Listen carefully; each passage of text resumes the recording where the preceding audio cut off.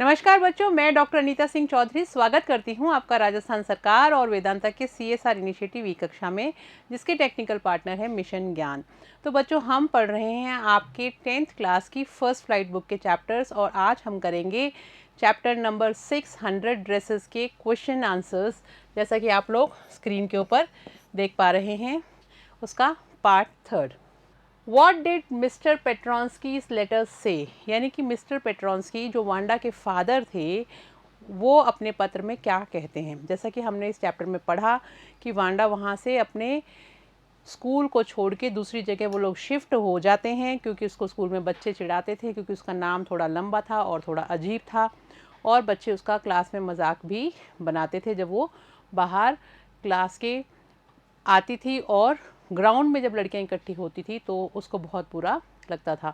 तो जो भी कारण रहा हो, वो लोग वहाँ से चले गए थे।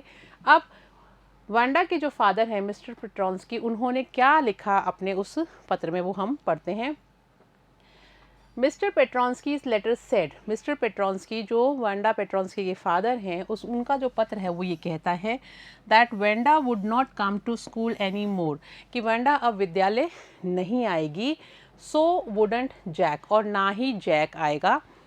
Because they were moving to big city, क्योंकि वो लोग मूव कर रहे थे, यानी वहाँ से जा रहे थे दूसरे बड़े शहर में। दे वुड लिसन पॉलेक नो मोर, और अब वो कहते हैं कि उन्हें पॉलेक शब्द जो है उसको और नहीं सुनना पड़ेगा, जिसका मतलब कि वो जो बच्चों को विद्यालय में चिढ़ाया जाता था उस तरह का अब उन लोगों को कुछ भी नहीं सुनना पड़ेगा। And nobody would ask about their funny names, और ना ही कोई उनके मजाकिया नामों के बारे में पूछेगा। वो नाम मजाकिया नहीं थे, लेकिन उन्होंने उनको चिढ़ा चिढ़ा के एक मजाकिया नाम बना दिया था। तो ये सब बातें वो पत्र में लिखते हैं। नेक्स्ट क्वेश्चन देखते हैं। Is Miss Mason angry with the class, क्या मिस मैसन जो हैं वो कक्षा के साथ गुस्सा थी, नाराज थी। और is the unhappy and upset, और या फिर वो दुखी थी और निराश थी, नाखुश भी थी वो। No, Miss Mason is not angry, नहीं मिस मैसन गुस्सा तो नहीं हुई विद द क्लास, कक्षा से। येस, लेकिन हाँ, शी इज़ अनहैप्पी, वो नाखुश थी। एंड अपसेट, वो थोड़ी सी नाराज़ भी थी, दुखी भी थी। बाय वांडाज फादर्स लेटर, क्योंकि वांडा के जो पिताजी का पत्र आया था उसको पढ़ के। She knows about Wanda's leaving of school, वो जानती थी कि वांडा अब जो विद्यालय है वो छोड़ रही है। Other students made fun of Wanda's name and poverty, क्योंकि जो दूसरे बच्चे थे वो मजाक बनाते थे, फन का मतलब होता है मजाक, ऑफ वांडाज नेम, वांडा के नाम का, और पॉवर्टी, पॉवर्टी का मतलब होता है गरीबी, उसकी गरीबी का, और उसका जो बच्ची का जो नाम था उसका बच्चे मजाक बनाते थे। It was unfortunate and sad, और ये बहुत ही दुर्भाग्यपूर्ण बात थी और बहुत ही खराब बात थी, दुखी करने वाली बात थी। But it was not purposeful and deliberate, लेकिन उनको ये भी पता था कि बच्चे ऐसा जानबूझ के किसी निश्चित उद्देश्य को लेकर नहीं कर रहे थे, पर्पसफुली नहीं कर रहे थे और डेलिब्रेट भी नहीं थे, यानी किसी निश्चित उद्देश्य के साथ ऐसा नहीं कर रहे थे। बच्चे हैं, आपस में मजाक मजाक में ऐसा हो गया। How did Maddie feel after listening to the note from Wanda's father, Wanda के पिताजी का जो पत्र आया तो उसको देख के, सुन के मैडी को कैसा महसूस हुआ जब उन्होंने उस पत्र के बारे में सुना। After listening to the note, जब उन्होंने उस नोट को पढ़ा, मैम ने जब उसको क्लास में पढ़ा कि उसके पिताजी ने क्या लिखा है, फ्रॉम वांडाज फादर, जो उसके पिताजी, वांडा के पिताजी के द्वारा प्राप्त हुआ था उन लोगों को। Maddie could not concentrate on her work, Maddie अपने काम पे ध्यान नहीं लगा पा रही थी, कॉन्सेंट्रेट नहीं कर पा रही थी। She had a very sick feeling in the bottom of her stomach, उसको अपने पेट में बहुत ही सिक, बीमारी वाली अनुभूति होने लग गई थी पेट के अंदर, वो अच्छा फील नहीं कर रही थी। Because she was feeling guilty, she was equally guilty in what Peggy had done, वो क्योंकि उसको ऐसा लगता था, शी वॉज इक्वली, कि वो भी बराबर की भागीदार है, गिल्टी है यानी पश्चाताप हो रहा था उसको, in what Peggy had done, कि जो भी पैगी ने किया उस चीज़ में वो भी बराबर की भागीदार है, यानी वो भी आरोपी है, वो ऐसा मानती थी। शी वॉज अ कावर्ड, दूसरी बात उसको ऐसा लगता था कि वो कावर्ड मतलब होता है कायर, कि वो कायर थी। शी कुड नॉट स्टॉप पैगी, क्योंकि वो उस पैगी को रोक नहीं सकी। She stood by her silently and that was just as bad as that Peggy had done. क्योंकि वो पैगी के पास चुपचाप खड़ी रहती थी, उसको पता था कि पैगी गलत कर रही है, लेकिन उसने उसको रोका नहीं। तो कहीं ना कहीं वो भी अपने आप को इसका ज़िम्मेदार मानती थी कि जितनी ज़िम्मेदार पैगी है उतनी ही ज़िम्मेदार मैडी भी अपने आप को मानती थी। What does Maddie want to do? Maddie क्या करना चाहती थी? Maddie wants to find Wanda Petronski. Maddie जो है वो वांडा पेट्रोन्स्की को ढूंढना चाहती थी। She wants to climb the height with Peggy। वो चाहती थी कि वो बोगिन हाइट्स तक चढ़ के जाए और वांडा से मिले और पैगी के साथ वो वहाँ जाना चाहती थी। She wants to tell Wanda, और वो वहाँ जाके वांडा को बताना चाहती थी। टेल वांडा यानी उसको बताना चाहती थी दैट कि she had one the contest, कि सबसे पहले वो उसको ये बताएगी कि उसने कॉन्टेस्ट जो है उसको जीत लिया है। And that she is smart, और दूसरा वो उसको ये भी बताएगी कि वो बहुत ही ज़्यादा स्मार्ट है। And the 100 dresses are beautiful, और जो उसने 100 ड्रेसेस बनाई हैं यानी 100 पोशाकें जो बनाई हैं वो बहुत ही खूबसूरत हैं और वो बहुत ज़्यादा स्मार्ट भी है। What excuses does Peggy think up for her behavior and why? कि अपने बर्ताव के लिए पैगी जो है उसने क्या क्या एक्सक्यूज़ेस सोचे, मतलब किस तरह से उसने ये बताने की कोशिश करी कि ये सब जो भी हुआ उसके लिए मैं ज़िम्मेदार नहीं हूँ। For her behaviour Peggy think up these excuses.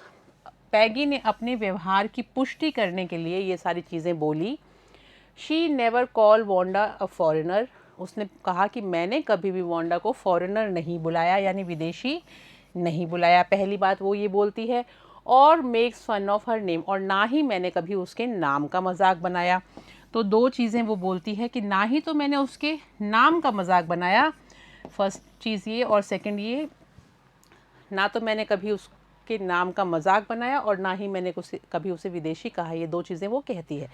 Wanda gets ideas for drawing dresses, जबकि वो ये कहते हैं कि जबकि वांडा को तो आइडियाज़ मिल गए, यानी उसको तो अलग अलग तरह के विचार दिमाग में आने लग गए जब मैं उससे उसकी ड्रेसेस के बारे में पूछा करती थी। शी इज़ टू डम, क्योंकि मुझे लगता था कि वो बिल्कुल मूर्ख है, बुद्धू है। Peggy thinks up such excuses to show that she isn't mean and wrong। अब पैगी ऐसा सोचती है कि ये जो सारे के सारे बहाने, एक्सक्यूज़ का मतलब होता है बहाने बनाना, जो भी वो बता रही थी, she isn't mean and wrong, कि वो ये कहती है कि मैं मतलबी नहीं हूँ, मैंने कोई भी ऐसा काम नहीं किया और ना ही मैं गलत हूँ, मैंने ना उसके नाम का मजाक बनाया और ना ही मैंने कभी भी उसको विदेशी कहा। और दूसरा कि जो मैंने उससे 100 ड्रेसेस के बारे में पूछा उससे तो उसको नए नए आइडियाज़ ही आए और उसने इतनी खूबसूरत जो ड्राइंग्स बनाई हैं वो उन आइडियाज़ की मदद से ही बनाई हैं, तो मैं कहीं पे भी गलत नहीं हूँ। इस तरह से वो अपने आप को जस्टिफाई करती है। What are Maddie's thoughts as they go to Boggins Heights. Maddie के दिमाग में क्या विचार थे जब वो बॉगिन हाइट्स पे जा रहे थे। बॉगिन हाइट्स वो जगह है पहाड़ी के ऊपर जहाँ पे मैडी का घर था, जहाँ पे वांडा का घर था, और मैडी और पैगी वहाँ जाना चाहते थे। Maddie wants to tell Wanda, Maddie Wanda को ये बताना चाहती थी that they are sorry for their behaviour. वो ये बताना चाहती थी कि अपने बर्ताव के लिए वो लोग माफ़ी मांगना चाहते हैं।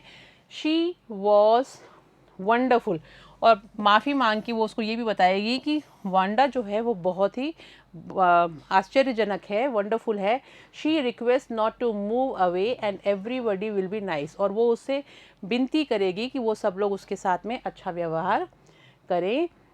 She request not to move away, और उसको ये भी कहेंगे कि तुम यहाँ से जाओ मत।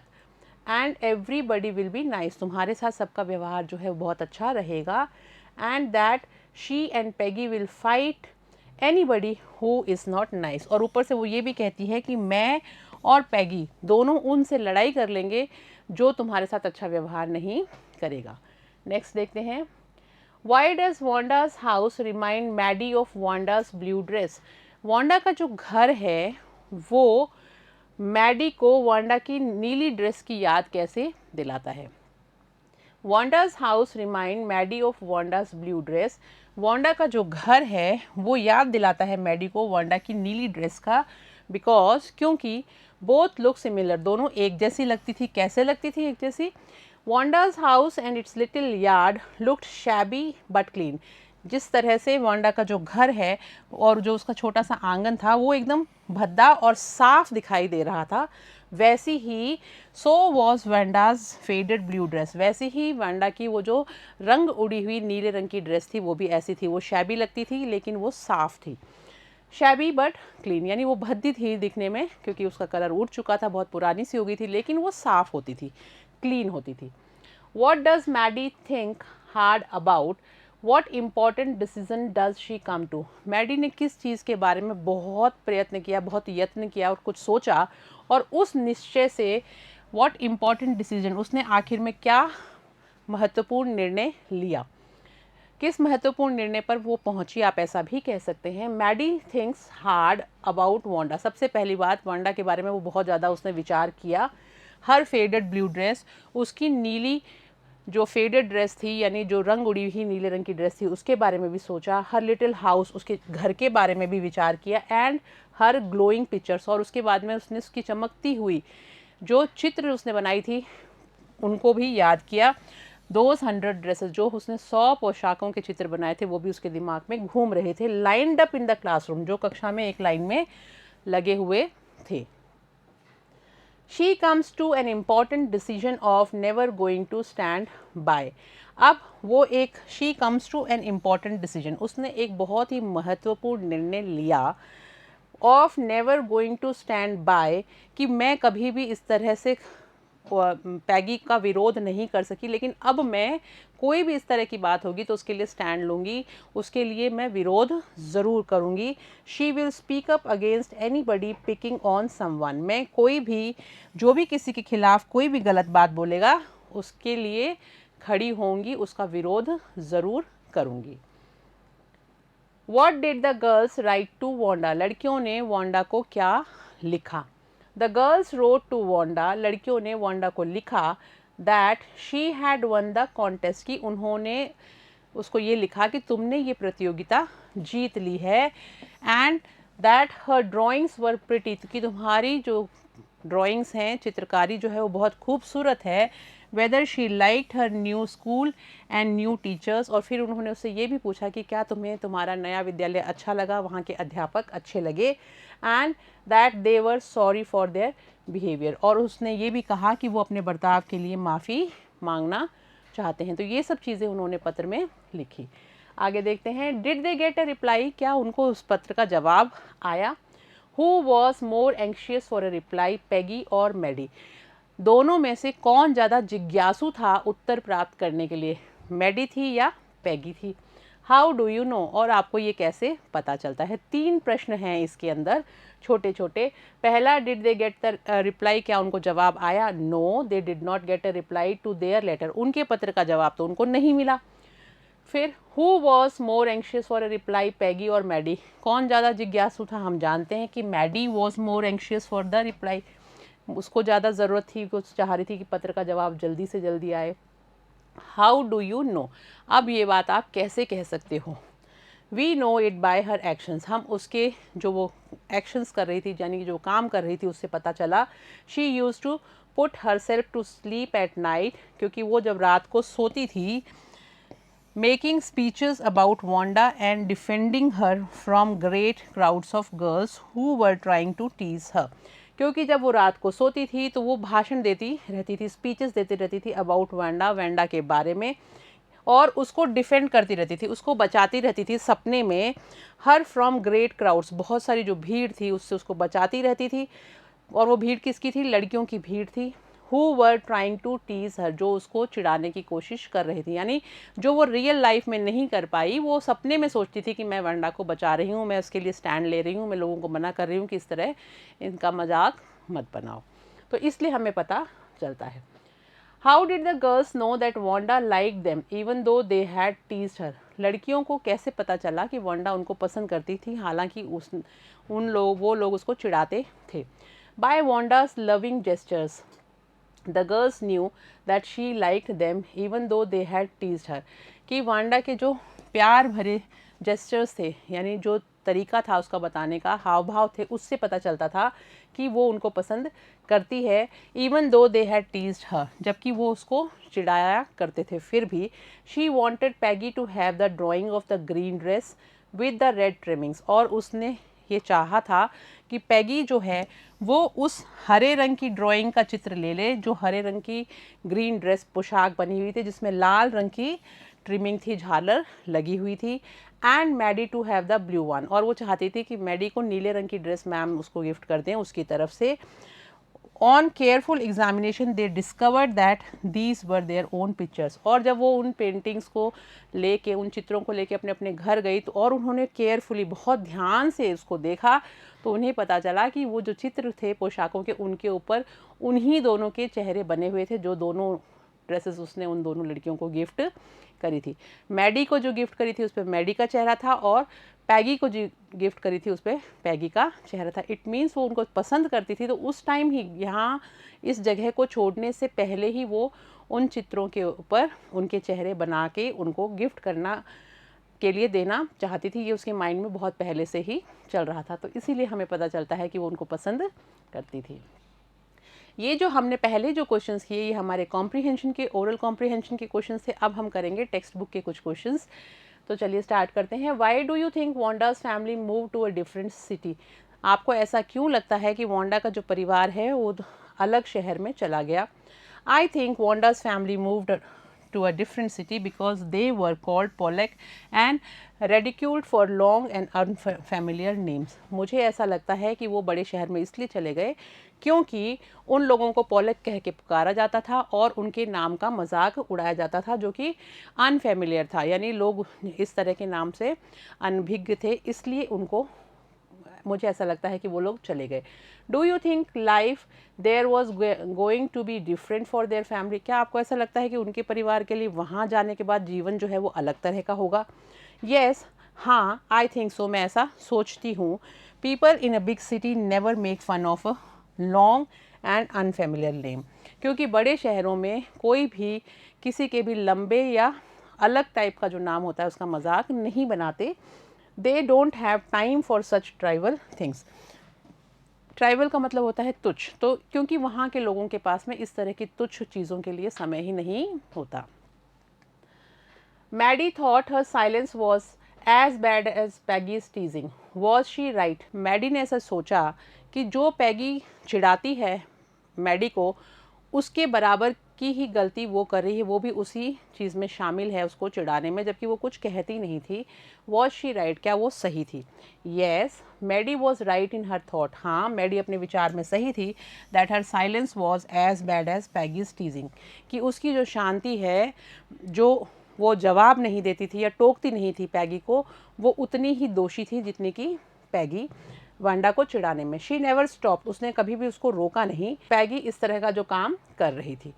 So she was a coward, तो हम ऐसा कह सकते हैं कि वो कायर थी। She never put herself in Wanda's shoes, उसने कभी भी वो नहीं चाहती थी कि वांडा की जगह उसको टीज करना शुरू कर दे लोग, वो उसकी जगह ले ले। नेक्स्ट देखते हैं। Peggy says I never thought she had the sense to know we were making fun of her anyway. Peggy ने ऐसा कहा कि मुझे नहीं लगा कि कभी भी उसमें इतना दिमाग है कि उसको पता चले कि हम उसका मजाक बना रहे हैं। आई थॉट, मैंने सोचा, शी वॉज टू डम, कि वो बहुत बुद्धू है। एंड ये look how she can draw, लेकिन देखो कितनी खूबसूरती से उसने चित्र बनाए हैं। What led Peggy to believe that Wanda was dumb? Peggy को ऐसा क्यों लगा कि वांडा जो है वो बुद्धू है या उसको कुछ आता नहीं है? Did she change her opinion later? क्या उसने अपने इस विचार को बाद में बदल लिया? वांडा रिपीटेड हर रिप्लाई, वांडा ने अपना जो जवाब था उसको दोबारा से कहा।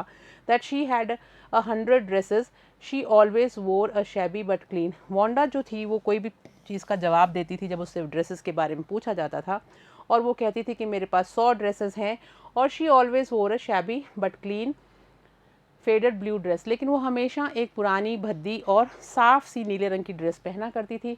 This led Peggy to believe that Wanda was dumb, तो ऐसे इन सब बातों से पैगी को लगता था कि ये बेवकूफ़ है, बुद्धू है, इसको समझ में ही नहीं आता क्या कि खुद तो एक पुरानी ड्रेस रोज़ पहन के आ जाती है और हमें कहती है कि 100 ड्रेसेस हैं। Yes she change her opinion later, हाँ लेकिन पैगी ने अपना जो ये विचार था इसको आखिर में बदल लिया when she saw her beautiful drawings of A 100 dresses, जब उसने खूबसूरत 100 पोशाकों की उसकी वो ड्राइंग्स देखी तो उसके विचार बदल गए। What important decision did Maddie make? Why did she have to think hard to do so? Maddie ने कौन से इम्पॉर्टेंट महत्वपूर्ण निर्णय लिए? Why did she have to think hard to do so? उसको ऐसा करने के लिए सोचना क्यों पड़ा? Important decisions Maddie made was of never going to stand by anybody picking on someone. जो एक महत्वपूर्ण निर्णय मैडी ने लिया वो ये था कि वो कभी भी नहीं, किसी को भी अगर कोई चिढ़ा रहा होगा, किसी के द्वारा भी किसी को अगर परेशान किया जाएगा तो वो उसके खिलाफ खड़ी होगी। She had to think hard to do so, उसको ऐसा करने के लिए काफ़ी सोचना पड़ा, because she held herself equally guilty in teasing Wanda, क्योंकि उसने अपने आप को भी उतना ही दोषी माना था जितना कि पैगी थी वांडा को चिढ़ाने में, तो इसलिए वो अपने इस निर्णय पे बहुत मुश्किल से पहुंची। She was unable to have proper sleep and concentration of her work, क्योंकि ना ही तो उसको ढंग से नींद आ रही थी और ना ही वो अपने काम पे ध्यान दे पा रही थी, कहीं ना कहीं उसको गिल्ट अंदर ही अंदर खाया जा रहा था, पश्चाताप से वो भर गई थी कि मैं भी बराबर की इस काम में हिस्सेदार हूँ, जो पैगी उसको चिढ़ाती थी तो मैं भी उसके साथ ही शामिल हूँ, तो मैंने भी बहुत गलत किया चुप रह के, हालांकि मैं चिढ़ाती नहीं थी लेकिन चुप रही तो वो भी गलत है, क्योंकि मैंने किसी भी ऐसे काम का विरोध नहीं किया जो गलत हो रहा था। Why do you think Wanda gave Maddie and Peggy the drawings of the dresses? आपको ऐसा क्यों लगता है कि क्या लगता है कि वांडा ने मैडी को और पैगी को वो ड्राइंग्स क्यों उपहार में दी? Why are they surprised? और उनको आश्चर्य क्यों हुआ? I think Wanda gave Maddie and Peggy the drawings of the dresses. मुझे लगता है कि वांडा ने मैडी और पैगी को वो जो चित्र थे उन पोशाकों के वो इसलिए दिए क्योंकि शी लाइक देम, क्योंकि वो उनको बहुत पसंद करती थी। शी हैड नो प्रिजुडाइस, और वो पूर्वाग्रह से बिल्कुल भी ग्रसित नहीं थी। दे आर सरप्राइज, वो सरप्राइज इसलिए थी, उनको आश्चर्य इसलिए हुआ क्योंकि because Wanda not only presented the drawings of their liking but also Drew them in those, क्योंकि उसने उनकी पसंद की जो ड्रेसेस है वो उनको उपहार में नहीं दी, सिर्फ दी ही नहीं बल्कि उसके अंदर उन्हीं के चित्र भी बने हुए थे, जिन्हें देख के लड़कियां जो थी वो बहुत सरप्राइज हो गई थी। तो चलिए आगे देखते हैं। Do you think Wanda really thought the girls were teasing her? क्या वांडा को वास्तव में ऐसा लगता था कि लड़कियां उसको चिढ़ा रही हैं? वाई और वाई नॉट? अगर हाँ या नहीं जो भी आपका उत्तर है उसको आप पुष्टि कीजिए। I think Wanda really thought the girls were teasing her, मुझे लगता है कि वांडा को पता था कि वो लड़कियां उसका मजाक बना रही हैं, because her father wrote to Miss Mason complaining about it, क्योंकि उसके पिताजी ने मिस मैसन को इसकी शिकायत के रूप में एक पत्र लिखा था। बट शी कंडन द गर्ल्स, लेकिन उसने उन बच्चियों को माफ़ कर दिया था। कंडन का मतलब होता है माफ़ करना। Her letter on Christmas to Miss Mason, क्योंकि जो उसने खुद पत्र लिखा मिस मैसन को क्रिसमस पर, उसमें शी सब्सटेंटाइड सिट्स, यानी कि उसने उनको इस चीज़ की पुष्टि कर दी थी कि वो उनको माफ़ कर चुकी है, क्योंकि उसने वहाँ पे लिखा था कि मैडी और पैगी को मेरी तरफ से ये 2 ड्रेसेस गिफ्ट कर दी जाएं और उनके अंदर उन बच्चियों के ही चित्र बने हुए थे। तो हम इस तरह से हमें पता चलता है कि जो वांडा है उसने दोनों बच्चियों को माफ़ कर दिया था, वो उनसे चिढ़ती नहीं थी। तो आई थिंक बच्चों ये बहुत ही इंटरेस्टिंग सा चैप्टर और इसके क्वेश्चन आंसर्स आपने पढ़े, आपको सब समझ में आए होंगे। अब इन्हीं क्वेश्चन आंसर्स के साथ में इस क्लास को हम यहीं पे ख़त्म करते हैं। हम मिलेंगे नेक्स्ट क्लास में, तब तक आप लोग पढ़ते रहिए, खुश रहिए। Thank you.